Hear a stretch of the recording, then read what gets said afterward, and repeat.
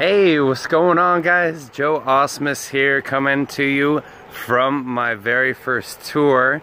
I am in Washington, Missouri right now. I am at this spot right now called the Driftwood.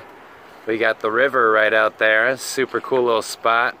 And I wanted to talk to you real quick about a concept that I call tour hacking. Now, I've heard many different concepts called that, but what I'm talking about here is, okay, I've got, call it 8 different shows set up over the course of 2 to 3 weeks, and I've got them set up, chronologically with me going out, but I don't really have, I have a couple booked on the way back, but I've got some gaps. So those are opportunities for me on my early days of tour here to do a little bit of tour hacking.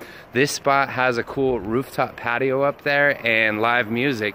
So I'm gonna go talk to them and just be like, hey, I'm a musician out here on tour right now, interested in performing in a couple of weeks as I come back through here.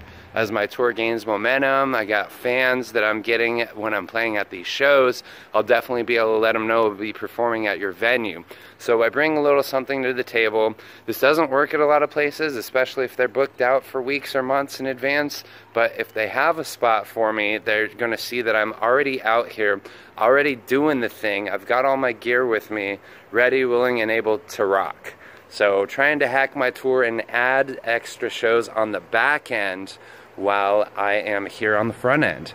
That's what I wanted to share with you guys. If you have any other cool tour tips that you have, I would love for you to share them in the comments below this video, and I'll try to get a few more videos done while I'm out here on tour. Thanks, guys, and have a good one. I will check in with you on the next video.